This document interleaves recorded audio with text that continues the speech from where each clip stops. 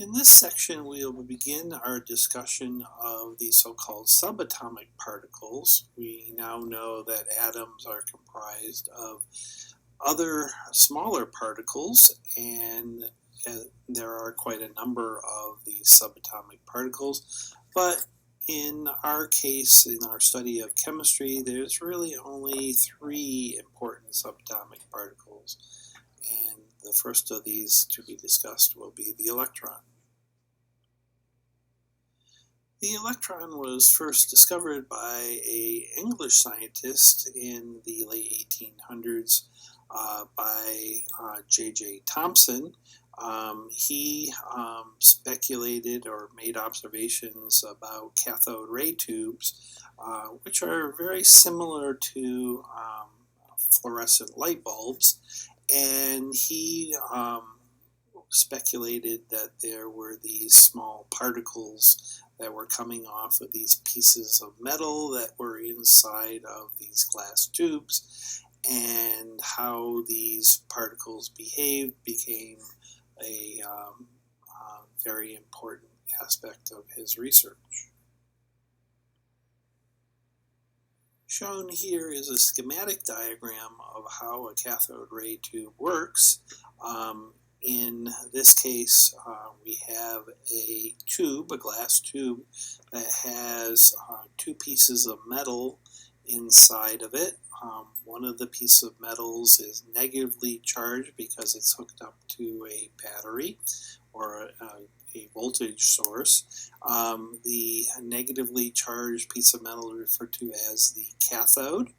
The other piece of metal, which is attached to the positive electrode of a battery, is referred to as the anode. If enough charge builds up on the cathode, it becomes attracted to the anode and begins to fly through the vacuum of the glass tube towards the anode. In this case, there happens to be a hole in the middle of the anode, and some of these negatively charged particles that are coming off of the cathode fly through that hole and then are focused through a magnetic field. The magnetic field affects the path of these charged particles, and the effect that it has can be observed by focusing these particle beams on a fluorescent screen. Not only are these particles affected by a magnetic field, but they can also be affected by an electrical charge. So if we place positively charged or negatively charged plates in the path, on either side of the path of these cathode rays, they cause a similar effect on the where the cathode ray appears on the fluorescent screen. This formed the basis for these so-called television tubes, which are old technology at this point, but it still is an important concept. The important aspects of J.J. Thompson's experiments are listed here. Turns out that Thompson didn't use the term electrons. He referred to these particles that are coming out of the cathode ray tube as corpuscles. But one of the important things is he observed that these cathode rays were deflected by either a magnetic or an electric field, that the metal plates that are acting in the cathode ray tube become charged, and so the cathode was negatively charged based upon Ben Franklin's conventions, and that the rays that were being emitted were independent of the gas that was placed into the tube, but the observations associated with putting various gases in the tube became really, really important later on in terms of understanding the structure of the atom and we will discuss that shortly in detail. The rays that were being produced also did not depend upon the metal that was used to make the cathode in the cathode ray tube. So you could use basically any metal and you would get the same cathode ray. Okay, ultimately, the corpuscles that were being produced by the cathode ray tubes became known as the so-called electrons, which are negatively charged particles. And it was possible to determine the ratio of the charge to the mass of these particles by doing the various experiments in which Thompson changed the magnitude of the magnetic field that the cathode rays were being passed through. So he determined this ratio to be 1.76 times 10 to the 8th coulombs, which is given the symbol of capital C, per gram, or divided by the number of grams. So in other words, the charge ratio to the mass is quite large, and it was then assumed then that we could not actually see these particles, therefore these particles must be very, very small. Turns out that a coulomb is a fundamental unit of electrical charge, and is one of the basic constants that we will use throughout this course. So it was not possible to determine the individual charge of an electron. He had to determine this for a very large number of electrons and extrapolate to an individual electron.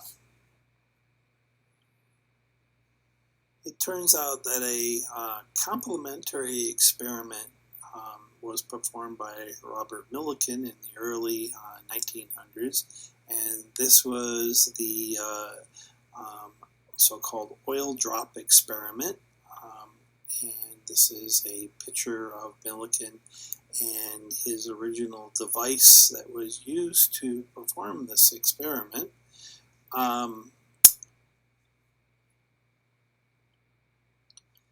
This is a schematic drawing of Milliken's device that allowed him to determine the fundamental charge of an electron.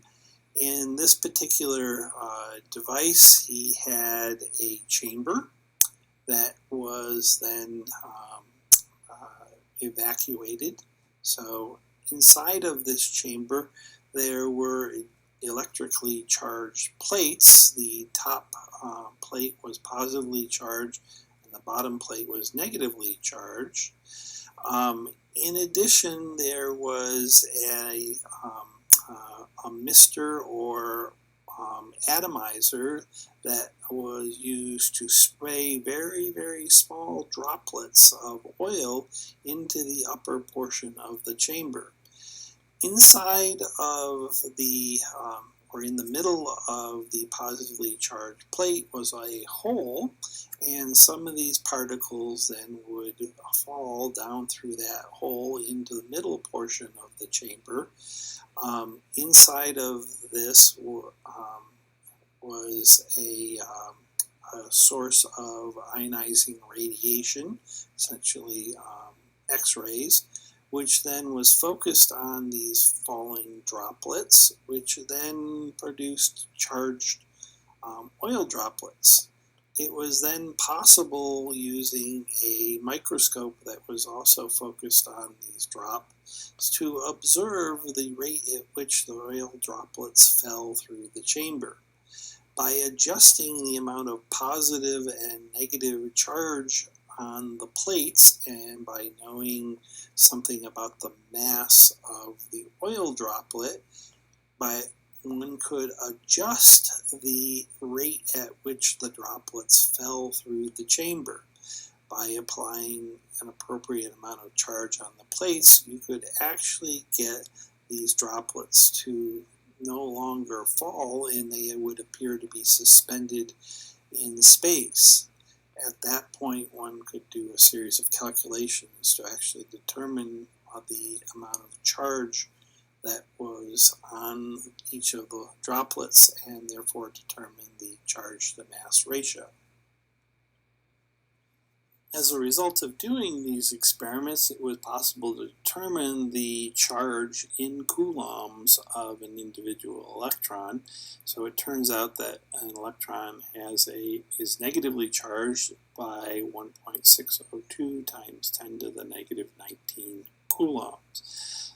This is one of these fundamental constants that can actually be found in the back cover of your textbook. And in addition, it was possible to determine the mass of the electron, and in this case it was 9.109 times 10 to the negative 31st kilograms, an extremely small mass. Again, this can be found in the back cover of your textbook. So, one thing that we can conclude about this is that the electron is approximately 2,000 times smaller than the mass of the smallest atom, which happens to be hydrogen, which is comprised of roughly 1 proton and 1 electron.